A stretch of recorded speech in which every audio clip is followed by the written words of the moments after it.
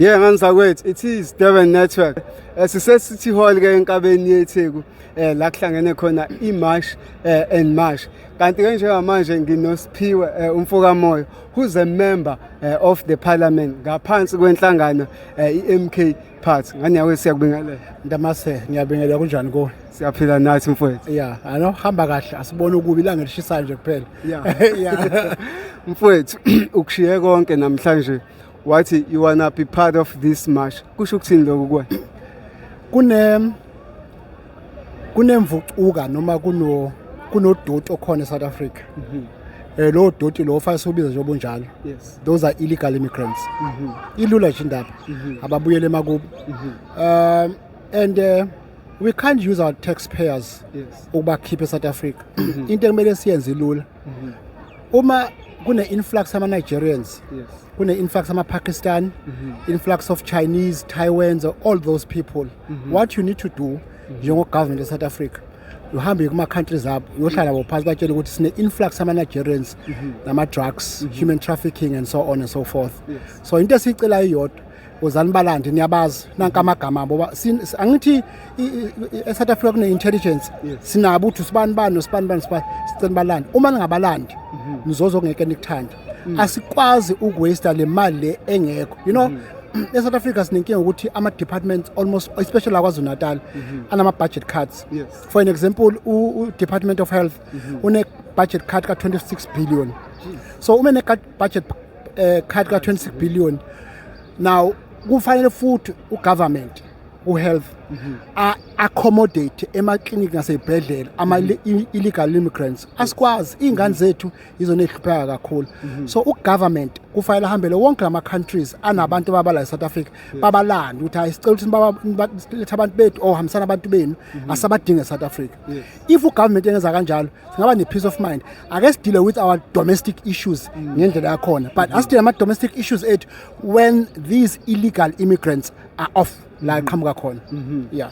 Njengoba siza or proud ukuza kwethu kule march qeda ukudutshulwa uDJ Warras obe umunye wabantu akade championa indaba yokulwela ama hijack buildings eGoli. So kusho ukuthini lokuthi kune fight vele elwisana nabantu bokufika abangenaphepha kodwa kuphinde kwenzeke isimo esifuze lesi. Inkinga ke enkulu esinayo ugovernment of South Africa. Let's zoom in kwi issue state security. Senzani state security? Yini umsebenzi waso? Ngoba ngelanga kufanele mhlawumbe ke sibuze uma senza ama oversight ukuthi what is your role and responsibility as a state security? Because uDJ Warras ngabe azange adutshule bethiwa istate security senziwayo. So kuyakutshengisa lapho ukuthi kuneyimbobe ezikhona edinga ukuthi zivalwe. And yazi ukuthi ivalwa ngokwenzani? Regime change. And yazi yenza regime change, you remove the government of provincial unit. And importantly, because abantu abafuna kuba kanje abelungu, importantly you close down the Democratic Alliance. Our problem in South Africa abelungu bese thina ama politicians amnyama siba saba kabi kabelungu. Ingakho umuntu wase Normandini wabuza wasaba nabelungu. Inkinga yethu South Africa abelungu. Let's get rid of white people. Buka le building le namanje senezinto zabelungu zakudala.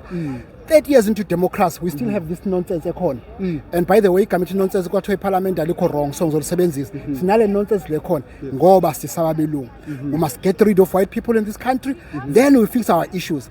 And secondly, ngifuna ukubuyela kule ndaba le yeka DJ Warras. Another problem that we are facing in South Africa, tribalism. Fight nabantu abamnyama sifundisana ukuthi wena umXhosa akusho ukuthi you are my enemy. You are brothers. Let's unite. Dr. Priska sema ikhomando le ukuthi let's unite. Let's unite as Africans and then fight the neoliberalism that is in this country, but two, we fight the illegal immigrants. Then after that, you see ama issues ethu, how we grow our economy, how we do things properly. But the problem is now, sinenkinga ye DA efuna ukusicontrola on all cost, and bese bana abantu abamnyama abathanda abelungu alendlela sinendaba nabelungu thina njengomkhonto sizwe. Abelungu nje nabo kufana ngabe babuyela back where they are coming from. Now lastly, township economy isezandleni zama-foreigners, illegal immigrants. Township economy barepha iy'ngane zethu. Na ufuna uthenga uthini kafish uhambe uyothenga kwi-Somalian likudayisela into ebolile kufa iy'ngane zethu. Kunokuba u-government of the day axoshe the illegal immigrants. No. Uthi abatholi permit yokubulala iy'ngane zethu. So our problem is the DA and those who fear abelungu. So we must chase them. Kube kuthiwa ngempela abantu abamnyama eSouth Africa ne-state security yawenza umsebenzi wayo properly ngabe uDJ Wallace akashonanga. Unhlamulo Ndlela ey'nsukwini ezingezingaki ube ne-statement asikhiphile la ade egxeka khona igama elithi illegal foreign immigrants elibeka ngokuthi li-instigator i-xenophobia. Thini ukuphawula kwakho? Angicela ungaphawuli ngonhlamulo. Ngicela ukuphawula ngento ethi anything engena in a country ngaphandle komthetho it's illegal. That is our position as Umkhonto Wesizwe. Wangena eSouth Africa ngaphandle komthetho, that's illegal. Whether you call it undocumented, because undocumented is also illegal. So it's illegal for uma sithi umuntu akusiwa lana kangena ngokomthetho lo muntu it's illegal and criminal and he must be arrested. And as simple as that. Angeke ngikhulume kakhulu ngonhlamulo, ngizokhuluma ngeposition yomkhonto wesizwe. Illegal is illegal regardless of how you see it, but it's illegal. Yeah. But awucabanga ukuthi lo kupositione imicabango kakhulu yabalandeli be-MK Party? Siyakulungisa njengasekulungisa ukuthi umuntu oqhamuka ngaphandle, whether uqhamuka eZimbabwe, whether uqhamuka eLesotho, whether uqhamuka eSwaziland, whether uqhamuka East Europe, whether uqhamuka kuphi, uma engene ngokungomthetho lo muntu lo illegal and fala buyisele emuva. And into worse ukuthi abagcina ngokuba illegal besebenza ama-activities are wrong. Government balawa abantu laba babuye bathatha imvucuka yabo bayibuyisele emuva. Last question. Ngesonto eledlule Umkhonto were trying to pitch out Premier waKwaZulu Natal uThami Ntuli through emotion of no confidence against him. Ayizange ngiphumelele kwaba nodlame olubekhona engeke ngalibalula ukuthi olwani, but ngifisa ukuzwa ukuphawula kwakho with the whole process. Na uthi azange iphumelele usho ukuthini? Ngoba phela into eyenzeka thina njenge majority in the house, because enye into abantu abahluleka we understand there's a huge difference between majority nale gama elithi sabale isilungu sobuya kulo, but thina njengomkhonto not minority. Okay, u50+1 but asikho lapha. Thina njengomkhonto wesizwe asiwona u50+1 elegislature, siwu47%. But la abanye, okay, ake senze example. Wena ungavuma esikolweni ukuthi mina ngithole u17% bese mina ngiphatha wena uthola u45%, akwazi kwenzeka lokho. But asikho lapha. Emotion azange iphumelelo azange ifail. Into eyenzeka ukuthi kwaba khona ichaos eyenziwa ukuthi thina njengomkhonto wesizwe sasifune i-secret ballot, of which uspeaker legislature wayengafuni secret ballot. Now we are revolutionaries. Now a revolutionary fights. So we are fighting for the right of our people. Ukuthi yinte usabani secret ballot. Because i-secret ballot ishinto simple. Umuntu uzovota ngonembeza wakhe kunoba vote nge-party line. Because i-party line velo has already failed. For the mere fact that you're on 17%, it means you have failed as an organization. Tina, we came in 5 months after. Then after that we got 45%. So now into ezakalile ukuthi procedurally kunezinto eziningi, even noma siya ecourt kunezinto ezizomshaya uspeaker. One of them is that wakhipha i-ruling i-May sayingekho kwi-position yakhe, because i-May representa the authority of the house. So yayingekho. And number 2, eSouth Africa i-Constitutional Court yakwenza kwacaca ba ukuthi awukwazi ukufaka amaphoyisa kwi-chamber la kwenziwa khona umthetho. Worst of all afaka i-aphethe ibhamu. And on top of that, mina angeke ngisaqhaza ngoba manje bangishaya kuphi kuvele ngibe inhlisa social media, kodwa amaphoyisa angifaka ilento idolo somewhere. Umama uNDZ honorable member bamphusha amaphoyisa base bayamgcoba uyostitcha manje uvukele emhlathi ngaka. Why? Because of the speaker. Uspeaker wayehlula ukuba impartial.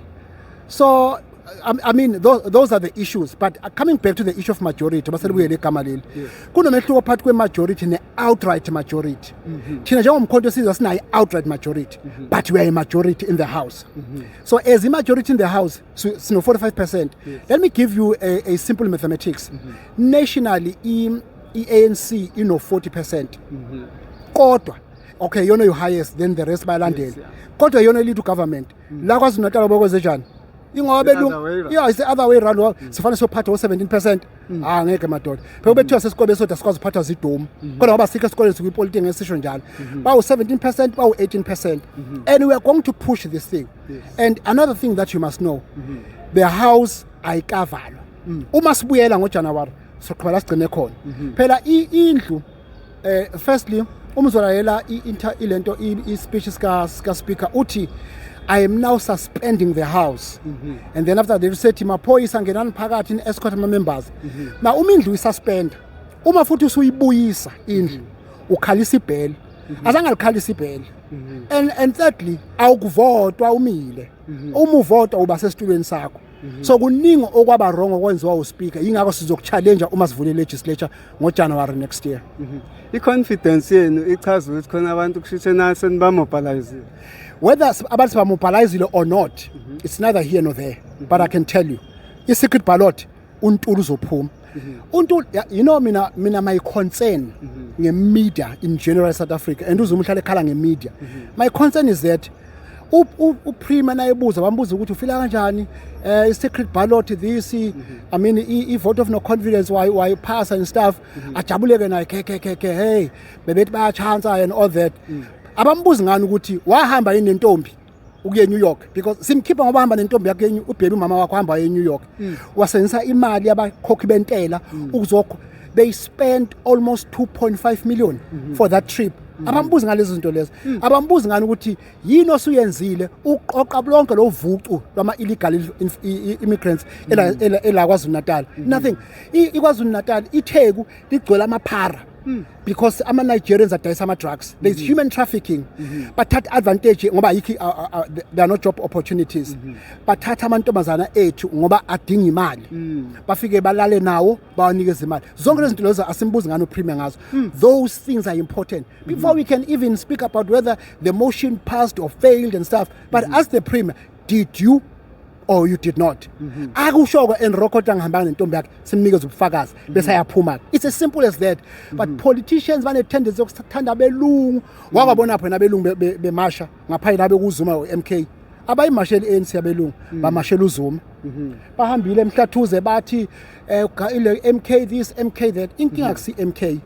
And by the way, Damas, whether we have capacity or not, it's neither here nor there.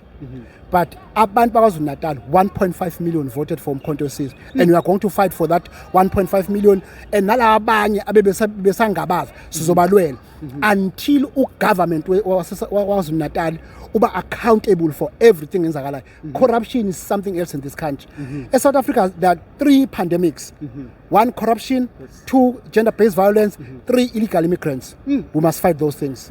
Yeah. Umbuzo wokugcina, next year we're going for uhulumeni basekhaya ama local government elections. Mawubuka mhlawumbe state somkhonto la nimekhona nizokwenza kanjani? Sizowena. Soqala ngeTheku. So khipha yonke le nonsense enzakala la eThekwini kungena Umkhonto wesizwe and iTheku sizolwina outright 51 plus. Phela khumbula ukuthi you know mina I always say kunendoda engihloniphayo ke ukuthi abantu banama views ahlukile ngayo. uJoseph Stalin of Russia once said akunendaba ukuthi abavote kangakanani kodwa ababalayo okubaleki ngoba laba abalayo bashintsha ukuthi laba vote kanjani. So in other words i-vote rigging akusinto namhlanje. Thina KwaZulu-Natal sayiwina ngaphezulu ka66%. Whether you believe that or you don't, but it's a truth. And abelungu besebenza no Rupert no Oppenheimer benza showed for 2 hours batshontsha ama vote ethu. Hambi emlazi ubothi sasivota kanjani. Fa besiphethe la KwaZulu-Natal but asiphethe. Why? Because those who count determines who win the elections. But come next year, local government elections will show them flames. Nisana confidence ku Cyril Ramaphosa. Asikaze saba nayo. Futhi asisobe saba nayo. Now uyakwazi lokho. asinayo futhi asisoze saba nayo. Uma uSiriya ufuna sibe ne confidence kuyena akaqale akhiphe one lento ama bank statement eCR 17 years. 2 akade ne issue phalaphala. Akekho umuntu eSouth Africa ono right yokubeka imali engaka. By the way, awukwazi ukuhamba emgwaqeni uphethe 100,000 uyaboshwa. Kodwa uCyril Ramaphosa osofa bakhe babegcwele imali. And emva lokho nje it's business as usual. Uyayinsizithekela nje athi G20 this, G20 that. Abantu bamshayela izandla bathi hey president has spoken, hey president for that term. Final account, bank statement eniphalaphala. So asikaze saba nayo futhi asisobe saba nayo. Yabona ke the worst thing ever in this country is Cyril Ramaphosa. Programmer, really appreciate your time. Siyabonga mfethu. Siyabonga kahle. Thank you, sure.